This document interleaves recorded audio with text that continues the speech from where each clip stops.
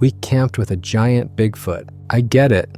Most people would call me crazy if I told them I spent part of a night sitting around a campfire with a Bigfoot. But I know I will never forget that night. Terrifying at first, but incredibly amazing in the end. My buddy and I went camping in the deep Appalachian Mountains last fall. And what started as a fun weekend trip turned into the most terrifying and strangest night of my life. I'm talking wolves circling our camp, no way out, thinking we were done for. And then this massive creature just walks out of the trees and sits down next to us, like it's the most normal thing in the world. I still can't believe it myself. Let me back up and start from the beginning. My buddy and I, we'd been talking about doing a camping trip for years. You know how it is, life gets busy, work piles up, and you never quite get around to it. But last October, we finally said, screw it, let's just go. Neither of us are exactly wilderness experts. I mean, we've been camping before, but always at those established campgrounds with bathrooms and fire pits already set up. This time we wanted something more real, more remote. So we packed up the truck with our tent, sleeping bags, some canned food, a couple of flashlights, and headed out to the Appalachians. We drove for hours on these winding mountain roads until we found a trail that looked promising. The ranger at the last station we'd passed had mentioned this area was pretty isolated. He even seemed a little surprised we were headed out there. Said not many people ventured that deep anymore. We thought that sounded perfect. Looking back now, I should have paid more attention to that ranger's reaction. He didn't try to stop us, but there was this look in his eyes, like he knew something we didn't. Like he'd seen people go into those mountains full of confidence and come back changed, if they came back at all. But at the time, I just figured he was used to dealing with inexperienced hikers and was being cautious. I wish I'd asked more questions. The first day was actually amazing. The forest was incredible. Thick canopy overhead, moss covering everything, streams running through the valleys. We hiked about 5 miles in before we found a good spot to set up camp. It was this clearing next to a small creek surrounded by these massive old trees. We got the tent up, gathered some firewood, and just spent the evening relaxing. Cooked some hot dogs over the fire, told stories, watched the stars come out. It felt like we'd really gotten away from everything. That first night was peaceful, cold but peaceful. We heard some owls hooting, branches creaking in the wind, the usual forest sounds. Nothing that made us nervous. We slept okay considering we were in a tent on the ground. The next morning we explored a bit more, did some more hiking, just enjoyed being out there. By the time evening rolled around on that second night, we were feeling pretty confident, like maybe we were better at this wilderness thing than we'd thought. That confidence didn't last long. We'd gotten our fire going again and were sitting there eating some canned chili when my buddy suddenly went quiet. He was staring off into the trees, and when I asked what was wrong, he just pointed. At first, I didn't see anything. The sun had just gone down and the forest was getting dark, but our fire was bright enough that we could see maybe 20 or 30 feet out. Then I saw them, these pairs of eyes reflecting the firelight, just floating there in the darkness, watching us. My stomach dropped. I've seen enough nature documentaries to know what that meant. Wolves, and not just one or two. As my eyes adjusted, I could count at least 6 or 7 pairs of eyes circling our camp at different distances. They were just standing there, perfectly still, watching us. Every now and then we'd hear a low growl or see one of them move a few steps closer. My buddy grabbed his flashlight and shined it toward them, and we caught glimpses of gray fur, yellow eyes, teeth. They were big, too, way bigger than I'd expected wolves to be. The thing about wolves that most people don't realize is how patient they are. These aren't dogs that rush in barking and snarling. Wolves are calculated hunters. They watch, they wait, they assess their prey. And that's exactly what was happening to us. We'd become prey animals, And these wolves were studying us, figuring out our weaknesses, planning their attack. The realization hit me like a punch to the gut. We tried to stay calm, tried to think logically. I pulled out my phone to call for help, but of course there was no service. We were too deep in the mountains, too far from any cell towers. We were completely on our own. My buddy suggested we get in the tent, but I shook my head. That seemed like the worst idea. If those wolves decided to attack, a thin layer of nylon wasn't going to stop them. At least out by the fire, we could see them coming. So we did the only thing we could think of. We fed the fire. We threw on every piece of firewood we had collected, making the flames jump higher. The wolves backed off a little when the fire got bigger, but they didn't leave. They just repositioned themselves at a slightly greater distance and kept watching. We knew what was happening. They'd spotted us, probably smelled our food, and now they were waiting. Waiting for the right moment, for us to let our guard down, for the fire to die down. The hours started to drag. We took turns gathering more wood from as close to the fire as we dared, never venturing more than 10 feet away. Every time we'd get up to grab another branch, the wolves would tense up like they were getting ready to rush us. But as long as we stayed near the fire and kept it burning bright, they kept their distance. Just barely, though. I swear they were getting closer inch by inch, testing us, seeing how brave they were feeling. Around midnight, things got worse. The wolves started getting bolder. One of them, this huge alpha-looking male, took a few steps right into the edge of our firelight. It was testing us, seeing if we'd react. When we yelled and threw a stick at it, it barely flinched, just backed up a few feet and stood there staring at us. Another one did the same thing from the opposite side. They were coordinating, working together, trying to intimidate us. And it was working. We were scared out of our minds. I've never felt so helpless in my life. We were completely at the mercy of these animals. They were in their element, in their territory, and we were intruders. All the advantages were theirs. The darkness, the terrain, their numbers, their natural weapons. We had a fire and some sticks. That was it. The imbalance of power was terrifying to comprehend. Then they started making these fake lunges. One would suddenly dart toward us, and we'd jump up, grab whatever we could use as a weapon, and they'd stop just outside the firelight and slink back. They were playing with us, wearing us down psychologically. My hands were shaking so bad I could barely hold the flashlight steady. My buddy was trying to keep it together, but I could see the fear in his eyes. We both knew we were in serious trouble. We were running out of firewood. That was the worst part. We'd been so focused on keeping the fire going that we'd burned through our supply faster than we should have. There was more wood scattered around the area, but it was all outside the safety of the firelight. No way we could go out there and gather it, not with the wolves that close. We started breaking up small branches, rationing what we had left, but we both knew it wouldn't last much longer.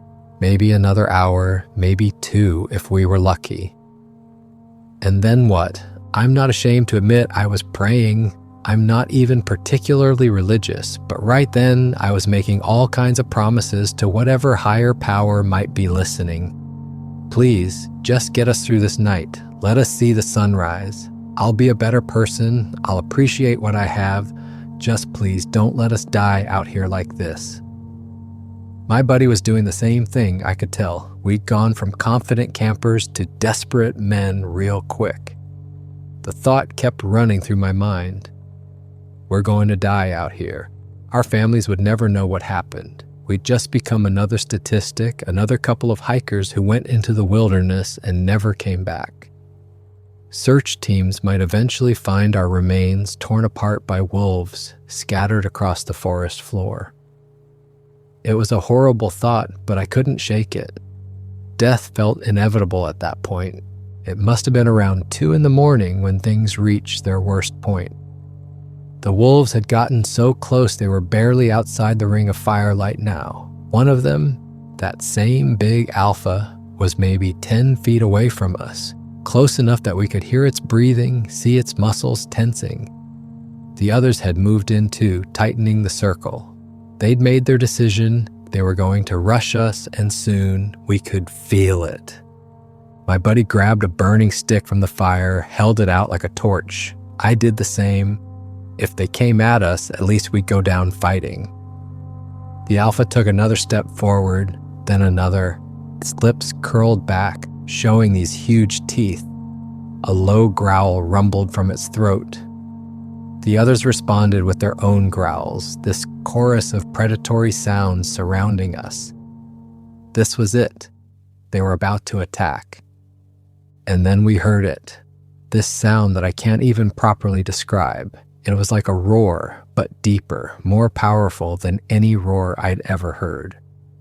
It came from somewhere behind us, back in the thick trees, and it was so loud it seemed to shake the ground. The alpha wolf froze mid-step. All the wolves went rigid, their ears pinned back against their heads. For a second, everything was perfectly still, like the whole forest was holding its breath. Then the roar came again, even louder, and the wolves just scattered. I mean, they took off like their tails were on fire. The alpha turned and sprinted into the darkness, and the rest of the pack followed, crashing through the underbrush as they fled. In seconds, they were gone, and the only sounds were the crackling of our fire and our own heavy breathing. My buddy and I looked at each other, not sure what the hell had just happened. What kind of animal could scare off an entire wolf pack like that? The relief of watching those wolves run was immediately replaced by a new kind of fear, because whatever had made that sound was something even the wolves were afraid of. And it was coming from right behind our camp. My rational brain tried to make sense of it. Maybe a bear, but I'd heard bear roars before, and this was different. Deeper, louder, more primal somehow. This was something else entirely. We got our answer pretty quick. We heard footsteps, heavy, deliberate footsteps coming from the same direction the roar had come from. Not the four-legged patter of a bear or deer, but the distinctive two-legged rhythm of something walking upright. Thud, thud, thud, getting closer. My heart was hammering so hard I thought it might break a rib.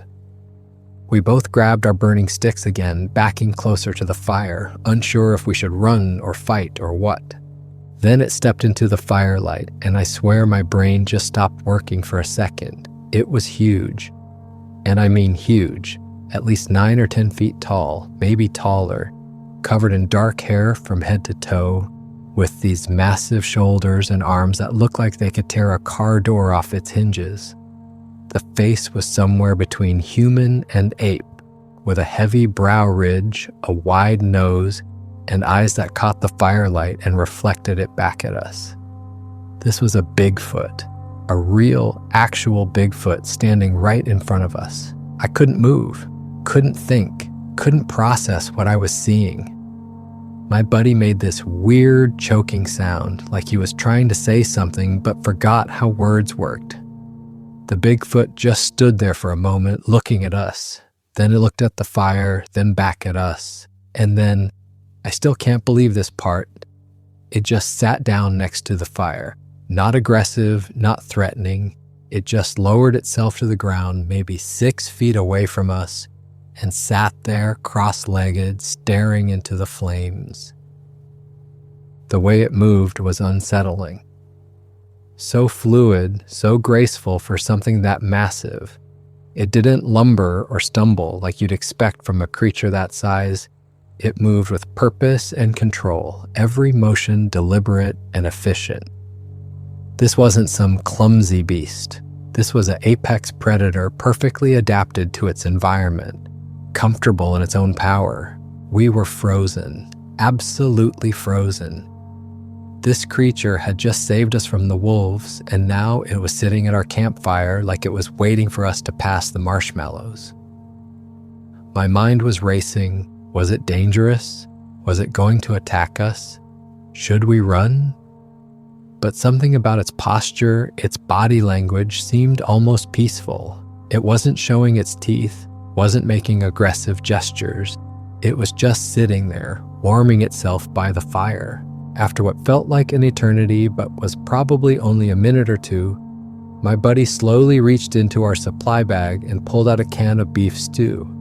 His hands were shaking as he opened it. He set it down on the ground between us and the Bigfoot, then scooted back. The Bigfoot's eyes followed the can, then looked at my buddy, then back at the can. I grabbed a bag of trail mix and did the same thing, placing it next to the stew and backing away. We were basically making an offering, hoping this thing understood we weren't a threat. The Bigfoot reached out with one enormous hand. And I mean enormous. It was like a baseball mitt made of muscle and fur. And picked up the can of stew. It brought it to its mouth and just tipped it back, drinking the whole thing in one go.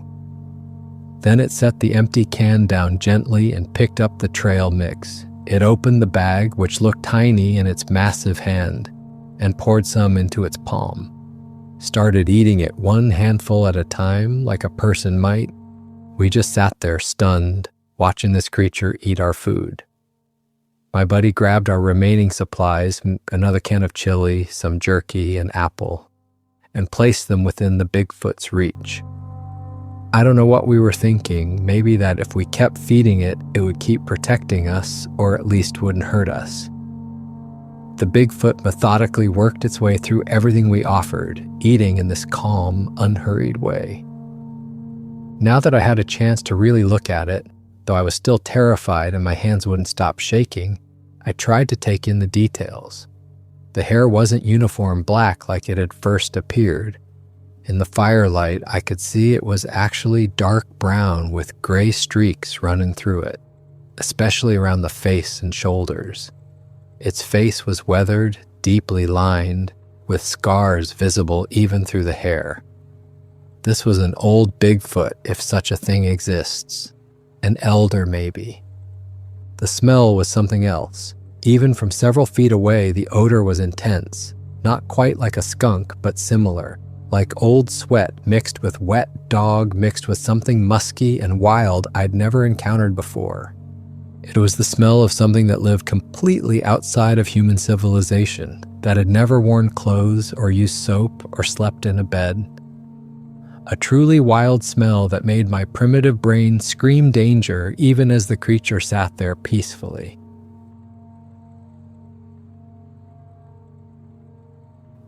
Its hands were incredible and terrifying. The palms were dark and leathery, the fingers long and tipped with thick, blunt nails. Each finger looked strong enough to crush stone. As it ate, I watched those hands move with surprising dexterity, picking up small pieces of jerky, opening packages. It could clearly handle objects with precision when it wanted to. But there was no mistaking the raw power in those appendages. This thing could grab either of us with one hand, and there wouldn't be a damn thing we could do about it. The arms were almost comically oversized, even proportional to its massive body. They hung down past where human knees would be, with biceps as thick as my torso. Every movement revealed coiled muscles rippling beneath the hair. This was a creature built for incredible strength. I thought about the way it must have roared to scare off those wolves, the breath capacity it would take to make a sound that loud. Everything about it screamed apex predator. And yet here it sat, calmly eating our food by our fire, making no aggressive moves. Its eyes were what really struck me. They were brown, a deep, intelligent brown. And they moved constantly, taking in everything around the camp. Every little sound from the forest, every shift in the fire, those eyes tracked it. But when they settled on us, there was something in them, not malice, not hunger, almost curiosity maybe, or perhaps recognition, like it understood we were something similar to itself, but smaller, weaker. My buddy and I didn't make a sound, we barely breathed. We just sat there, backs against a log, while this massive Bigfoot sat across the fire from us. The situation was so surreal, it didn't even feel real. Part of my brain kept insisting I must be dreaming, that I'd fallen asleep by the fire and this was just an incredibly vivid nightmare. But the cold ground under me, the smoke from the fire stinging my eyes, the smell of that creature, it was all too visceral to be a dream. Time seemed to stretch out forever, but also pass in an instant. I glanced at my watch at one point, and only 5 minutes had passed since the Bigfoot sat down, but it felt like an hour. The creature finished the last of our food, the apple, which it ate core and all, and then just sat there, apparently content. It held its hands out toward the fire, warming them like a human would. The resemblance to human behavior was uncanny and unsettling at the same time. I found myself wondering about this creature's life. How long had it been living in these mountains? Did it have a family somewhere? Was it alone, or were there others like it out there in the darkness? What did it think of us, these weak, hairless creatures huddled around a fire? The questions swirled in my mind, but I knew I'd never get answers. This was a moment I'd never fully understand. Around 15 minutes after it had first sat down, the Bigfoot suddenly stood up. The movement was fluid and powerful, going from sitting to standing in one smooth motion that showcased just how strong it was. It looked at us one more time, and I swear there was something almost acknowledging in that gaze. Like it was saying goodbye or thank you or I'm leaving now, stay put. Then it turned and walked back into the forest, those heavy footsteps fading gradually until we couldn't hear them anymore. The second it was gone, we both let out these huge, shuddering breaths. My buddy's hands were shaking so badly he had to put them under his armpits to steady them. I felt like I might throw up. We'd just survived a wolf attack and then sat next to a Bigfoot while it ate our dinner. Our brains were completely scrambled. Neither of us could form a coherent sentence for a good 5 minutes. We just sat there staring at each other with these wild, disbelieving expressions. Eventually, my buddy managed to whisper, "Did that just happen?" And I nodded because I couldn't trust my voice yet. We both knew what we'd seen. There was no explaining it away, no rational interpretation that made sense. We'd encountered a Bigfoot in the Appalachian Mountains, and it had saved our lives from a wolf pack, then sat with us by our fire. No one would ever believe us, but we knew it was real. As the shock started to wear off, practical concerns crept back in. The wolves were gone, scared off by that Bigfoot's roar. But would they come back? Was the Bigfoot gone for good, or might it return?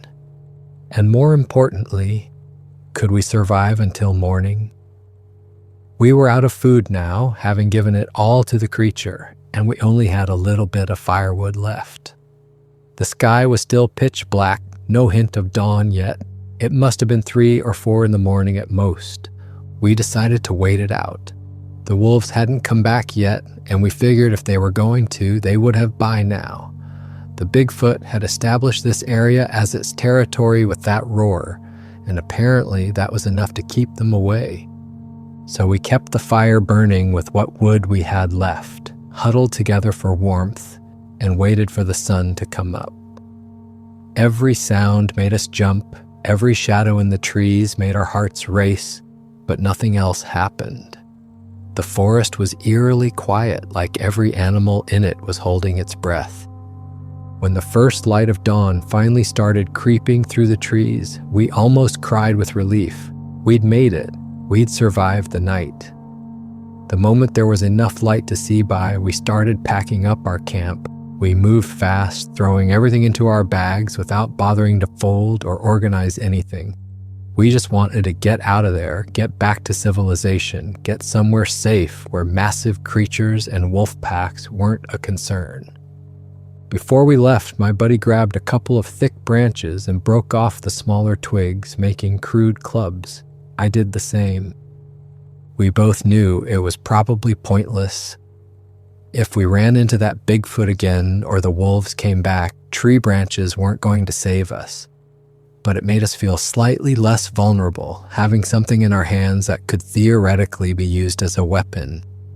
Just the psychological comfort of not being completely defenseless.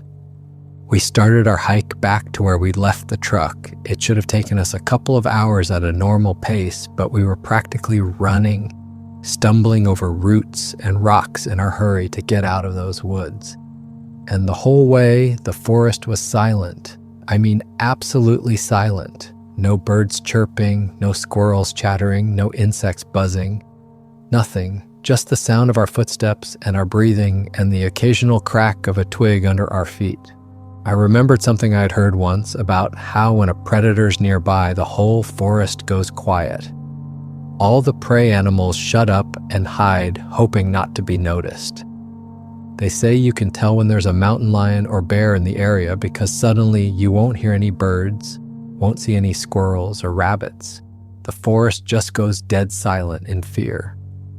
And that's what this felt like. Like every animal in these mountains knew there was something dangerous nearby, and they were all hiding, waiting for it to pass. Was it the Bigfoot they were afraid of? That massive creature that had sat at our fire? It made sense. Something that big, that powerful would be at the very top of the food chain in these mountains. Even the wolves had run from it. Every other animal would know to stay clear, to hide when it was around. And if its presence could affect the whole forest like this, make everything go silent and still, then it was even more powerful than I'd thought. The silence was unnerving in its own way. It meant the Bigfoot was probably still out there somewhere, still in this part of the mountains, maybe watching us even now. We moved faster, glancing over our shoulders constantly. I kept expecting to see that massive figure standing between the trees, those brown eyes watching us leave. But we never saw anything, just endless trees and that oppressive, unnatural quiet.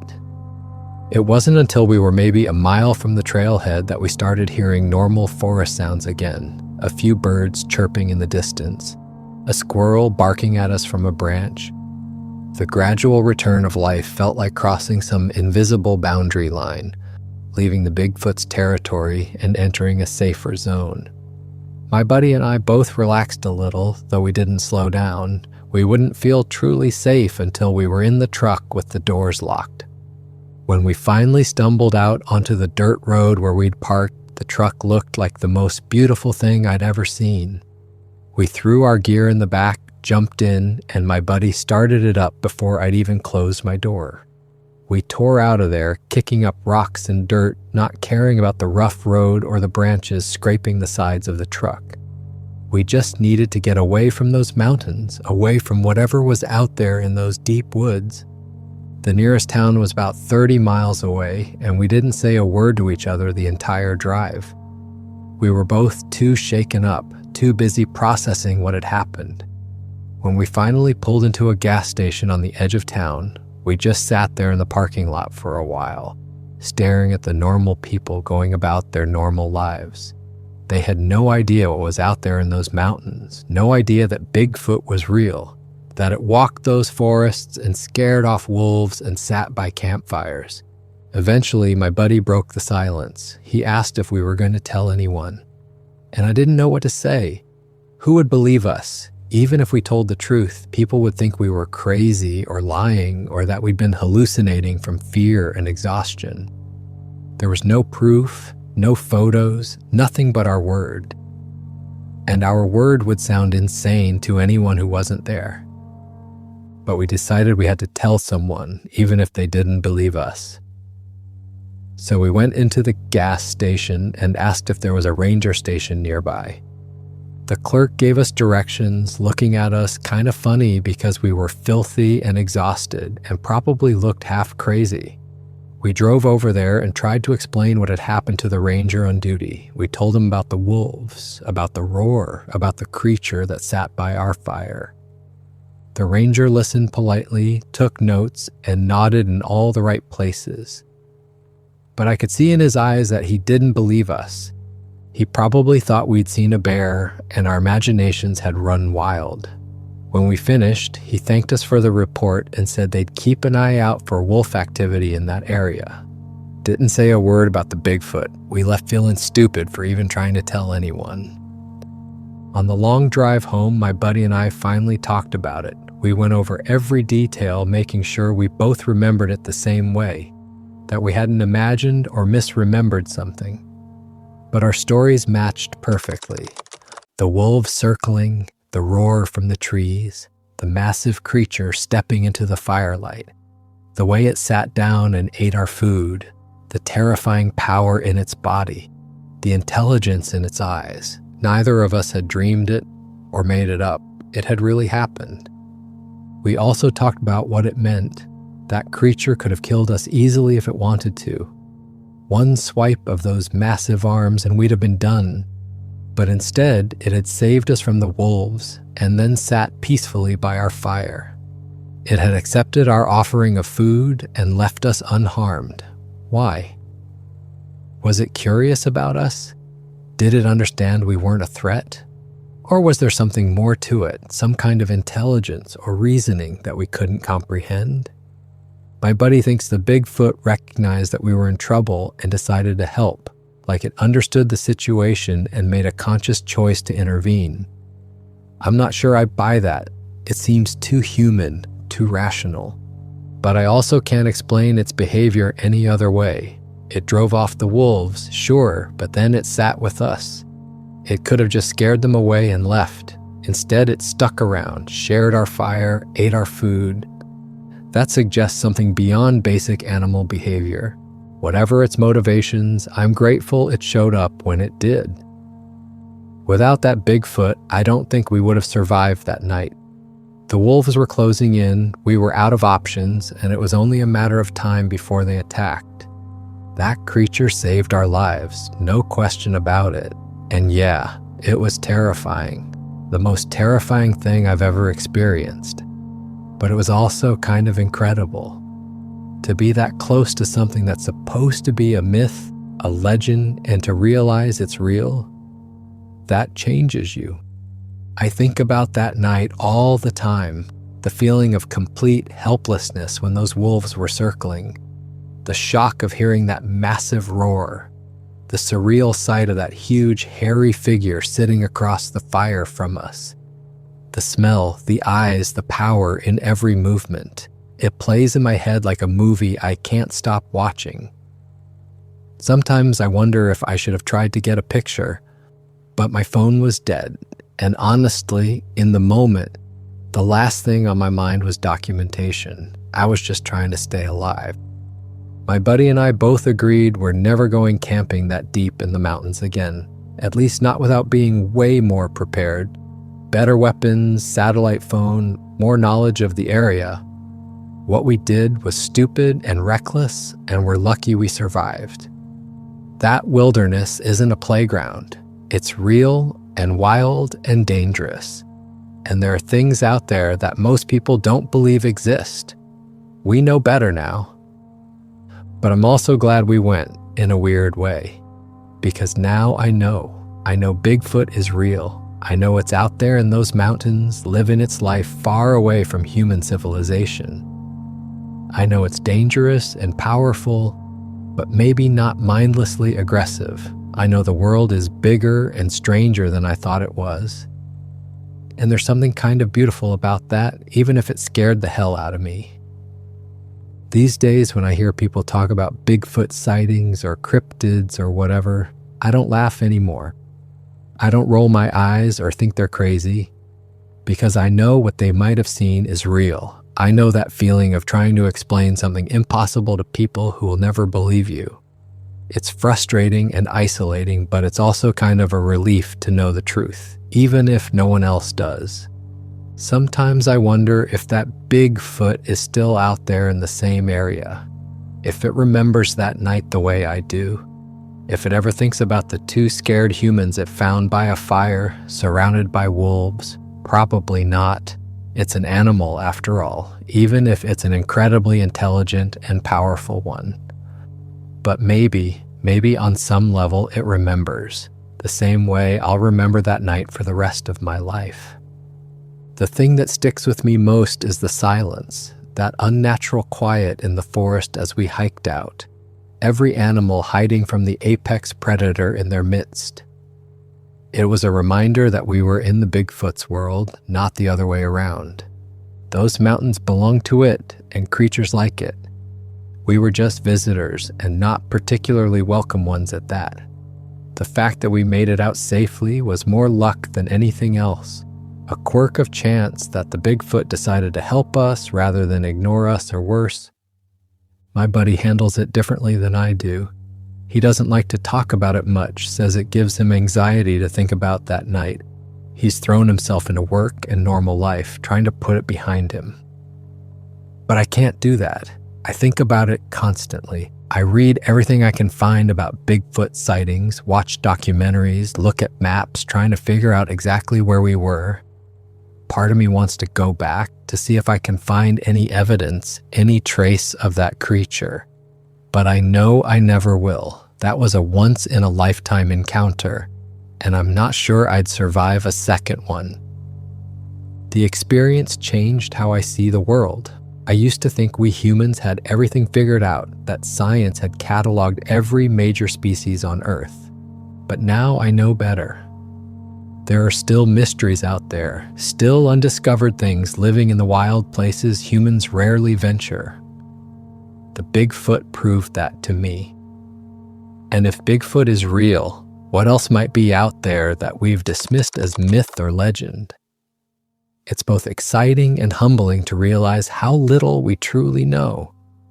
The mountains themselves feel different to me now too. Before this happened, I saw them as beautiful, but ultimately knowable places. Now they feel mysterious, almost sacred. They're home to something ancient and powerful, something that's managed to stay hidden from modern civilization. That takes intelligence, strategy, and understanding of how to avoid humans even as we encroach further into the wilderness. People ask me sometimes why I'm telling this story now, months after it happened. The truth is, I've been working up the courage. I knew people would call me crazy, would say I was looking for attention or making it up for internet points or whatever. And maybe some people will, but I had to tell someone beyond my buddy and that skeptical ranger. I had to get it out there, put it on record, let the world know what I saw, because if it happened to us, it's probably happened to others. And they deserve to know they're not alone, that someone else has seen what they've seen. So yeah, that's my story. My buddy and I went camping in the deep Appalachian Mountains. We got surrounded by wolves. A massive Bigfoot came out of the trees, scared them off, and then sat by our fire and ate our food. We survived the night and made it back to civilization. We'll never forget it. And whether you believe me or not, I know what I saw. I know what saved us that night. And I'll be forever grateful to that creature, whatever it was, for giving us a second chance. For more interesting stories, check this out.